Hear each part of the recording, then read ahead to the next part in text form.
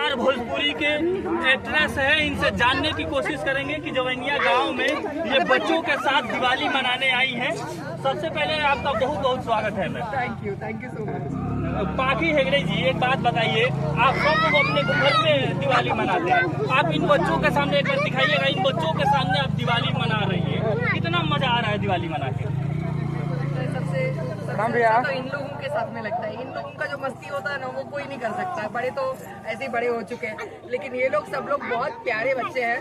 और यहाँ पर इनका इस बार स्कूल में एजुकेशन भी नहीं हो पा रहा है। 4-5 महीने से इनका स्कूल सब कुछ बंद पड़ा हुआ है, तो मुझे लगा कि इनके साथ में कुछ मस्ती और थोड़ा सा बच्चों को ये सब समझ में नहीं आता, बाढ़ आई, क्या हुआ क्या नहीं हुआ, उनको सिर्फ अपनी मस्ती में वो लोग मस्त रहते हैं। तो मुझे लगा कि इनके चेहरे पे खुशी आ जाए कि अगर मैं ये पटाखे थोड़े से बांटूंगी और उनके साथ में दिवाली मनाऊंगी। तो पाखी हेगड़े जी अभी आरा के जवैनिया गांव में है, वही जवैनिया गांव जहां बाढ़ से बहुत ज्यादा लोग पीड़ित थे।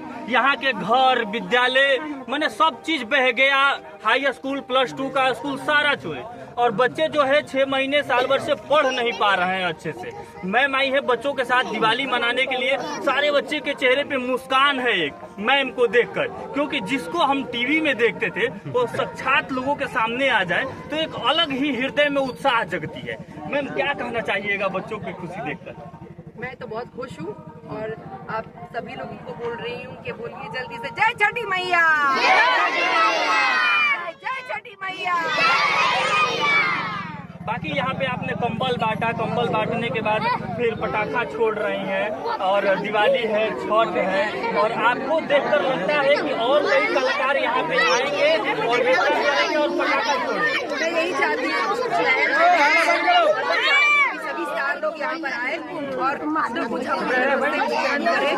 यही लोग हैं जिन्होंने आपको हीरो और हीरोइन बनाया है, तो इनके लिए करना तो सबका फर्ज बनता है, होना चाहिए। बाकी तो